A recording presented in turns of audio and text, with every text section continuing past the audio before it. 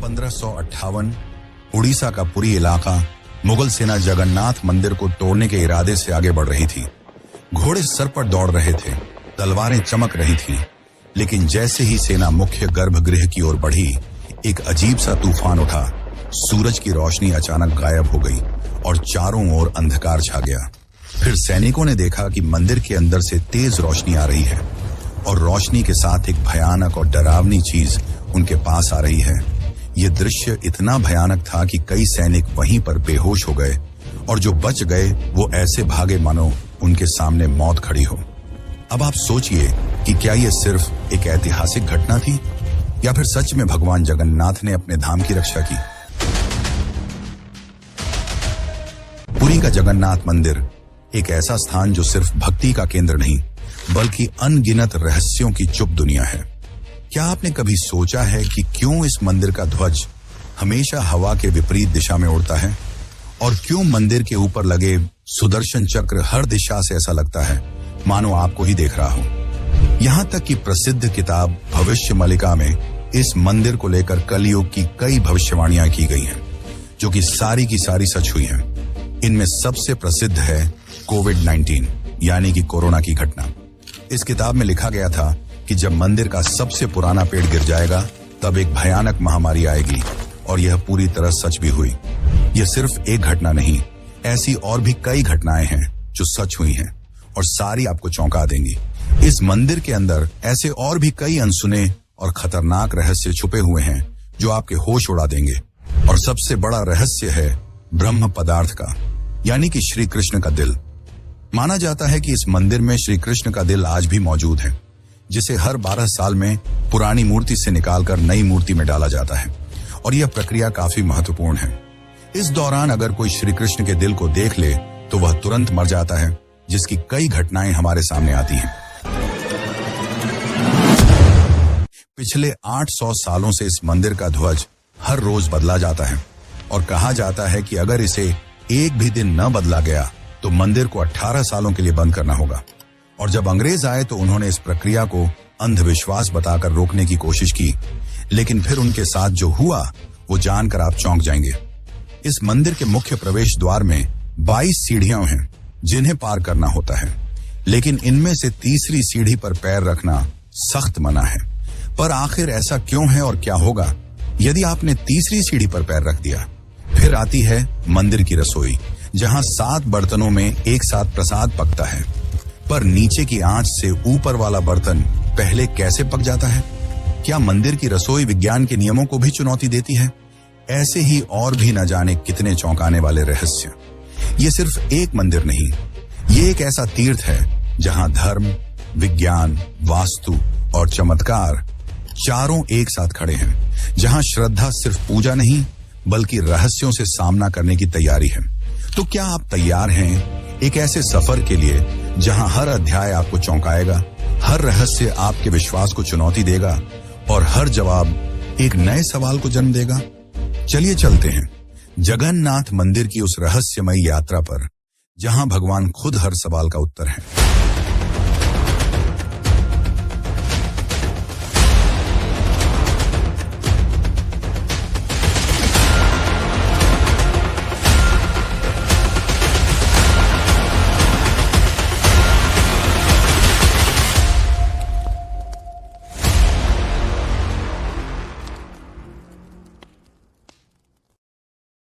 जून 2015 रात को घड़ी में 12 बजते ही पूरी शहर की बिजली काट दी गई। ये कोई साधारण बिजली कटौती नहीं थी। इस बिजली कटौती का कारण था मंदिर के गर्भगृह में चल रही विचित्र घटना। मंदिर के मुख्य पुजारी इस अंधेरी रात में अपनी आंखों पर पट्टी बांधे और हाथ में एक मोटा दस्ताना पहने हुए अपने हाथों पर एक दिव्य पदार्थ लेकर भगवान की मूर्ति की ओर बढ़ रहे थे। ये कुछ और नहीं, श्री कृष्ण का दिल था, जिसे ब्रह्म पदार्थ भी कहा जाता है। ठीक 12 साल बाद यह प्रक्रिया आज मंदिर में फिर दोहराई जा रही थी, जहां भगवान जगन्नाथ की पुरानी मूर्ति से उनके दिल को निकालकर नई मूर्ति में लगाया जाता है। ये होता है भगवान के शरीर को बदलने का, लेकिन आत्मा को यथावत रखने का अनुष्ठान। माना जाता है कि यह मंदिर दुनिया का एकमात्र मंदिर है जहां भगवान आज भी जीवित रूप में बसते हैं, और जब उनका शरीर पुराना हो जाता है तो ठीक उसी तरह नया शरीर दिया जाता है जैसे कोई आत्मा नया जन्म लेती है। कहते हैं इस ब्रह्म तत्व को आज तक किसी ने नहीं देखा और जिसने भी देखने की कोशिश की वो जिंदा नहीं बचा।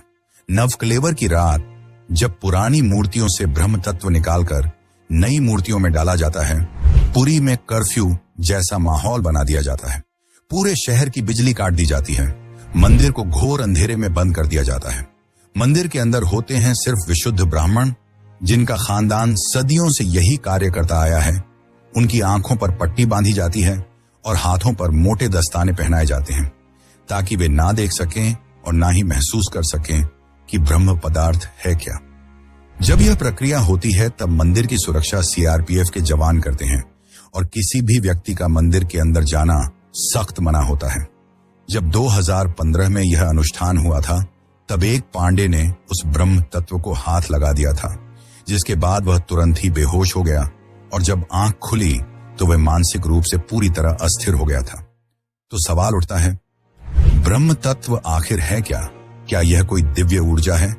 क्या यह सिर्फ विश्वास है या सच में कोई ऐसा अविनाशी पदार्थ मौजूद है जो युगों से युगों तक जीवित है? माना जाता है कि यह ब्रह्म पदार्थ काफी ज्यादा शक्तिशाली है, जिससे लगातार दिव्य ऊर्जा निकलती रहती है और हमेशा हल्का सा कंपन महसूस होता रहता है।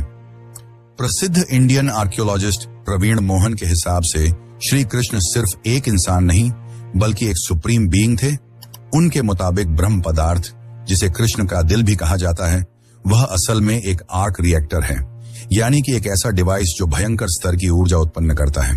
उन्होंने यह तक बताया कि क्यों जगन्नाथ की मूर्तियों को लकड़ी से बनाया जाता है।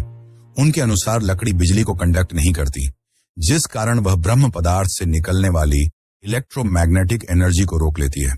वैसे तो माना जाता है आज तक इसे किसी ने नहीं देखा है, पर आज से करीब 50 साल पहले एक व्यक्ति ने दावा किया था कि उसने इस हृदय को देखा है। उसने कहा कि हृदय चांदी की तरह तरल बह रहा था और यही तरल लकड़ी को कमजोर कर देता है, जिस कारण हर 12 साल में मूर्तियों को बदलना पड़ता है। उस व्यक्ति ने यह तक कहा कि जब उस हृदय को प्रकाश में लाया गया तो वह चक्र की तरह घूमने लगा और जोर से कंपन करने लगा, यानी कि जब इस ब्रह्म पदार्थ को रोशनी मिलती है तो यह और भी ज्यादा सक्रिय हो जाता है, जो कि खतरनाक साबित हो सकता है, जिस कारण हर बार जब इसे पुरानी मूर्ति से नई मूर्ति में बदला जाता है तब पूरी शहर की बिजली काट दी जाती है। विज्ञान के लिए आज भी यह एक चौंकाने वाला रहस्य है जिसे कोई समझ नहीं पाया, लेकिन भक्तों के लिए यह उनके श्री कृष्ण है, उनका दिल है, जिस कारण हर दिन लाखों की तादाद में भक्त भगवान जगन्नाथ के दर्शन करने आते हैं। वैसे क्या आपको पता है कि जब श्री कृष्ण की मृत्यु हुई तब पांडवों ने उनके शरीर को जला दिया था, पर फिर कैसे उनका हृदय बच गया और वह पुरी तक कैसे पहुंचा? और इस भव्य मंदिर की रचना किसने की? आखिर कौन था जिसने बड़ी ही चमत्कारी तरीके से भगवान जगन्नाथ की मूर्ति बनाई? तो चलिए जानते हैं अब इस रहस्यमयी और रोचक घटना को, जो आपको इंटरनेट और किताबों में नहीं देखने को मिलेगी। लेकिन उससे पहले अगर आपको वीडियो अच्छी लग रही है तो इसे लाइक करके कमेंट में जय जगन्नाथ जरूर लिखें। आज से करीब 5000 साल पहले महाभारत युद्ध के पश्चात चारों तरफ केवल लाशें ही पड़ी थीं। लाखों पड़े शव और कौरवों के विनाश ने सब कुछ झकझोर दिया। कौरवों की माता गांधारी ने इस विनाश का कारण श्री कृष्ण को बताया। उनके हिसाब से अगर श्री कृष्ण चाहते तो यह युद्ध होता ही नहीं, पर उन्होंने ऐसा नहीं किया, जिसके कारण क्रोधित होकर गांधारी ने कृष्ण को श्राप दिया, गिना, जिस प्रकार मेरे वंश का विनाश हुआ है ठीक उसी प्रकार तुम्हारे भी वंश का विनाश हो जाएगा। इस श्राप के 36 साल बाद जब एक दिन श्री कृष्ण जंगल में विश्राम कर रहे थे तब एक शिकारी ने उन्हें हिरण समझकर उन पर तीर चला दी और जैसे ही तीर श्री कृष्ण के पैरों पर जाके लगी उन्होंने इस लोक को छोड़ दिया और मृत्यु को स्वीकार किया। और माना जाता है कि उनके मृत्यु के साथ ही पूरी द्वारका नगरी पानी में समा गई, जिससे उनका पूरा वंश समाप्त हो गया। माना जाता है कि जब शिकारी ने उन्हें गलती से मारा तो उसे बहुत पछतावा हुआ और उसने श्री कृष्ण से माफी मांगी, पर श्री कृष्ण ने बताया कि ये मेरे ही कर्मों का फल है। उन्होंने समझाते हुए कहा कि पिछले जन्म में तुम महान वानर राजा बाली थे, जिसे मैंने ही राम अवतार में छल से मार दिया था और उसी कारण आज तुम मेरे मृत्यु का कारण बने। माना जाता है कि जब श्री कृष्ण की मृत्यु की खबर पांडवों को मिली तो उन्होंने पूरे रीति रिवाज से श्री कृष्ण का अंतिम संस्कार किया, और जब उनके शरीर को जलाया गया तो उनका पूरा शरीर पंच तत्वों में विलीन हो गया, परंतु उनका हृदय बच गया और जलने की बजाय और भी अधिक ऊर्जा से धड़कने लगा। इसी हृदय को बाद में ब्रह्म पदार्थ कहा गया। अर्जुन ने इस हृदय को लकड़ी के मंच पर रखकर नदी में बहा दिया। काफी लंबे समय तक बहने के बाद यह ब्रह्म पदार्थ उड़ीसा के समुद्र तट पर पहुंचा। उस समय उस तट पर सबरा जनजाति समुदाय के लोग रहा करते थे। उस जनजाति के मुखिया विश्ववसु ने जब इस ब्रह्म पदार्थ को देखा तो वे इसकी ऊर्जा और दिव्य प्रकाश से प्रभावित हो गए। उन्होंने तुरंत ही पहचान लिया कि यह भगवान के ही रूप हैं और उन्होंने इसे नील माधव के रूप में पूजना शुरू कर दिया। उसी समय मालवा के राज्य में राजा इंद्रद्युम्न राज्य किया करते थे। वे भगवान विष्णु के काफी बड़े भक्त थे। एक दिन उन्होंने नील माधव के दर्शन करने की इच्छा व्यक्त की और उन्हें ढूंढने लगे, और यही आगे चलकर जगन्नाथ के निर्माण की आधारशिला बनी। जैसा कि मैंने बताया, राजा इंद्रद्युम्न विष्णु के परम भक्त थे और एक रात स्वयं भगवान विष्णु उनके सपने में आए और उन्हें कहा कि वे उनकी दिव्य मूर्ति नील माधव को ढूंढें और उनके लिए एक भव्य मंदिर का निर्माण करें। श्री हरि विष्णु ने उन्हें यह भी बताया कि यह ब्रह्म पदार्थ उन्हें नीलांचल पर्वत में मिलेगा, जिसके पश्चात राजा ने अपने ब्राह्मण पुजारी विद्यापति को आदेश दिया कि वह इस मूर्ति को ढूंढ निकाले। विद्यापति कई दिनों तक नीलांचल पर्वत के अलग हिस्सों में इसकी तलाश करते रहे और तब जाकर अंत में उन्हें पता चला कि इस मूर्ति को आदिवासी मुखिया विश्ववसु ने एक गुफा में छुपा कर रखा है और वे दिव्य रूप से उसकी पूजा करते हैं। जब विद्यापति ने इसके दर्शन करने की अनुमति मांगी तब विश्ववसु ने यह कहकर मना कर दिया कि यह उनके जाति का निजी मामला है, जिसके बाद विद्यापति ने चालाकी दिखाई और विश्ववसु की पुत्री ललिता से विवाह कर लिया। अब विद्यापति ने ललिता की मदद से विश्ववसु को मनाया और वे उस गुफा की ओर चल पड़े। जैसे ही विद्यापति ने उस नील माधव की मूर्ति को देखा, वे उसकी ऊर्जा से काफी ज्यादा प्रभावित हुए और उन्होंने तुरंत ही यह बात राजा इंद्रद्युम्न को बताई। लेकिन जब राजा इंद्रद्युम्न वहां पहुंचे तब तक विश्ववसु ने वह मूर्ति वहां से हटा दी थी, जिससे राजा काफी उदास हो गए और अपने महल लौट आए। इसके बाद फिर से रात में भगवान विष्णु उनके सपने में आए और कहा कि पुरी के तट पर एक बड़ा नीम का पेड़ बहकर आएगा, तुम उस पेड़ से मेरी नई मूर्ति बनाना। वह पेड़ काफी बड़ा था, जिसे उठाना आसान नहीं था। आखिर में जैसे तैसे वे पेड़ को महल तक ला पाए, लेकिन अब सवाल यह था कि इनसे भगवान की मूर्ति कौन बनाएगा। बहुत से कारीगरों ने इस पेड़ से मूर्ति बनाने की कोशिश की, लेकिन सब असफल रहे।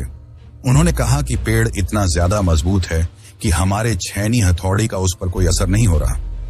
ये सुनकर राजा काफी परेशान हो गए। तभी एक दिन भगवान विश्वकर्मा एक बूढ़े साधु के रूप में वहां पधारे और उन्होंने कहा कि वे ये मूर्ति 21 दिनों में बना कर देंगे। राजा काफी प्रसन्न हुए, पर उस बूढ़े आदमी ने एक शर्त रखी। उसने कहा कि मैं एक कमरे में बंद रहकर 21 दिनों में यह मूर्ति बनाऊंगा और तब तक कोई भी इस कमरे का न तो दरवाजा खोलेगा और न ही कोई अंदर आएगा। राजा ने उसकी यह शर्त स्वीकार की और फिर मूर्ति बनाने का कार्य शुरू हुआ। दरवाजा बंद किया गया और कक्ष से छेनी हथौड़ी की आवाजें आने लगी, लेकिन 15 दिनों बाद अचानक से छेनी हथौड़ी की आवाज आना बंद हो गई। महाराज की रानी गुंडीचा काफी चिंतित हो गई और महाराज को कहा कि हमें दरवाजा खोलकर देखना चाहिए। शायद वह वृद्ध व्यक्ति भूख और प्यास की वजह से मर तो नहीं गया होगा। राजा ने शुरुआत में तो मना किया, पर बाद में वे इसके लिए मान गए और दरवाजा खोल दिया। लेकिन जब दरवाजा खुला तो सभी हैरान रह गए। वह वृद्ध व्यक्ति गायब हो चुका था और पीछे केवल 3 अधूरी मूर्तियां थीं। राजा को यह देखकर काफी दुख हुआ, क्योंकि उनकी शर्त तोड़ने की वजह से भगवान की मूर्तियां आधी रह गईं। जगन्नाथ भगवान के हाथ और पैर अधूरे थे। बलराम और देवी सुभद्रा की मूर्तियां भी अधूरी थीं। जब राजा मूर्ति के पास गए तब उन्हें दिल की धड़कन महसूस हुई और मूर्ति के अंदर से एक दिव्य आवाज आई, जिसने राजा को बताया कि श्री कृष्ण का हृदय इस मूर्ति के अंदर है। राजा ने इन मूर्तियों को स्थापित किया और आज यही अधूरी मूर्तियां भगवान जगन्नाथ के रूप में पुरी में पूजी जाती हैं। वैसे दोस्तों, आपको एक बात बता दूं, जो हो रहा है वह पहले ही लिखा जा चुका है और जो लिखा गया है वही होकर रहेगा। ये कोई फिल्मी डायलॉग नहीं, बल्कि पुरी के भक्तों की आस्था और सच्चाई है भविष्य मालिका की। तो चलिए जानते हैं उन भविष्य मालिका की घटनाओं को जो आज सच साबित हो रही हैं। मित्रों, इस मंदिर का इतिहास और वर्तमान एक भविष्यवाणी से जुड़ा हुआ है। भविष्य मालिका एक दिव्य ग्रंथ है जिसे लगभग 500 साल पहले ओडिशा के महान संत आचार्य महाप्रभु अच्युतानंद ने लिखा था।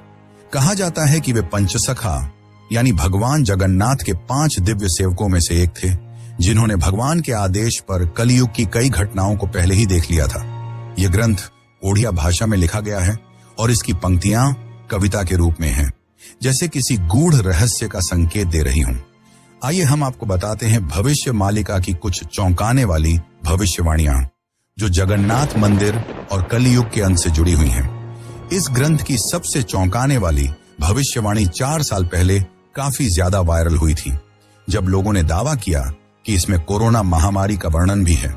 नाना रोग आसीबा, गोटे बड़ा व्याधि, लोका घरे रहीबे, बाहर कुना जीबा, अर्थात अनेकों रोग आएंगे, एक बड़ा रोग फैलेगा, लोग घरों में बंद रहेंगे, बाहर नहीं निकल पाएंगे। अब ये पंक्तियां किसी भी सामान्य रीडर को 2020 की कोविड-19 महामारी की याद दिला देती हैं। पुरी और ओडिशा में कई संतों और विद्वानों ने इसे भविष्य मालिका की सटीक भविष्यवाणी माना। इस किताब की एक और बात, इसमें जिक्र किया गया है कि मंदिर परिसर के ऊपर जो कपड़ा है उसमें आग लगने की घटना का उल्लेख मिलता है। कुछ साल पहले पहली बार त्रिदेव के वस्त्र में आग लगी थी। इस घटना के बाद कलयुग के अंत के बारे में एक बार फिर से बातें होने लगी। कहते हैं कि पापनाश एकादशी के दिन जगन्नाथपुरी मंदिर में एक अखंड महादीप जलाया गया था, लेकिन अचानक तेज हवा चली और झंडा उड़कर दीपक के ऊपर चला गया, जिससे मंदिर के झंडे में आग लग गई। यह घटना 19 मार्च 2020 को हुई थी।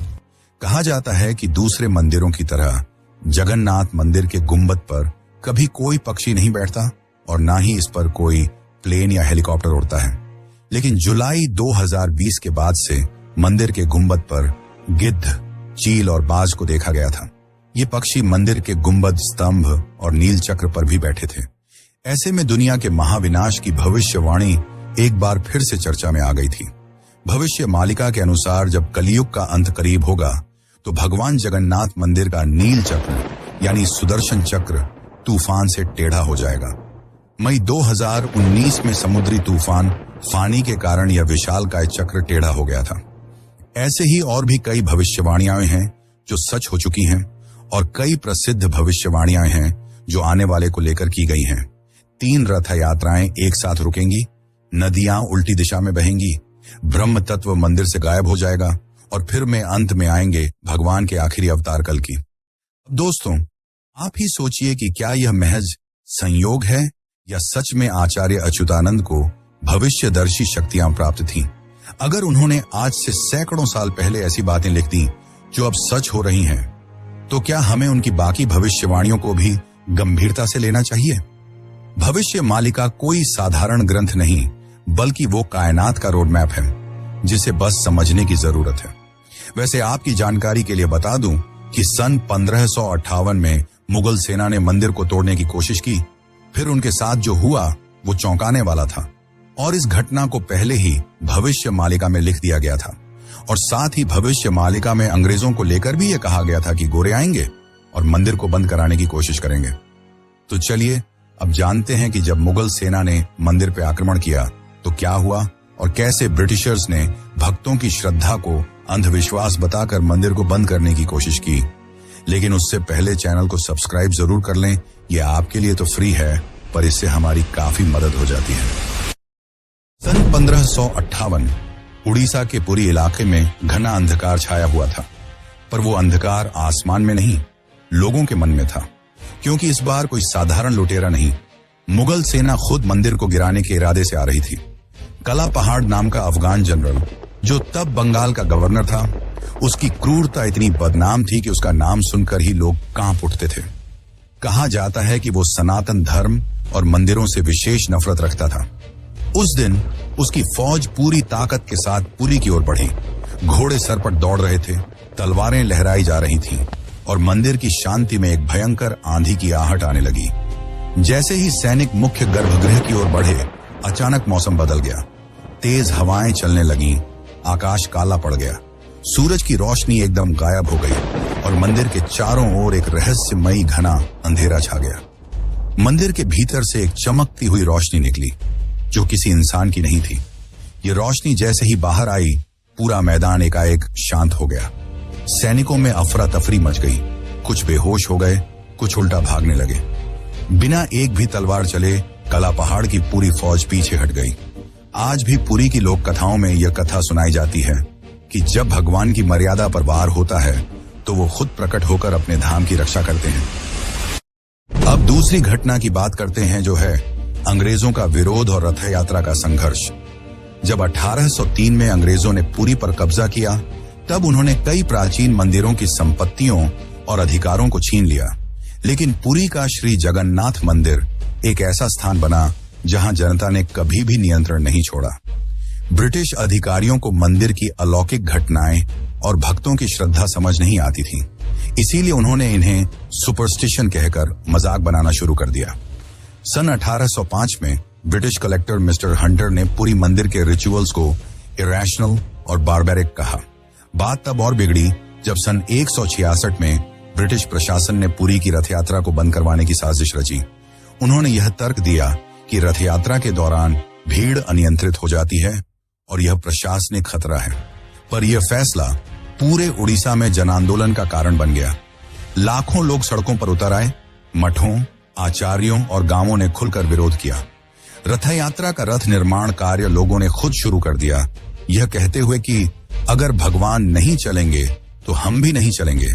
इस जनता के दबाव और आक्रोश के चलते ब्रिटिश सरकार को पीछे हटना पड़ा और 1964 में फिर से रथ यात्रा की अनुमति दी गई। इसके बाद अंग्रेजों ने कभी पुरी मंदिर के अंदरूनी मामलों में दखल नहीं दिया। अब चलिए आपको बताते हैं जगन्नाथ की तीसरी सीढ़ी का रहस्य, जिसे यमलोक का द्वार भी कहा जाता है। वैसे तो इस मंदिर में 22 सीढ़ियां हैं, पर सबसे खास है तीसरी सीढ़ी, क्योंकि इसमें पैर रखना उचित नहीं माना जाता। धार्मिक कथाओं के अनुसार इस तीसरी सीढ़ी को यमशिला कहा जाता है और कहा जाता है कि जो भी मनुष्य इस तीसरी सीढ़ी पर पैर रखता है उसके पुण्य शून्य हो जाते हैं और उसे यमलोक जाना पड़ता है।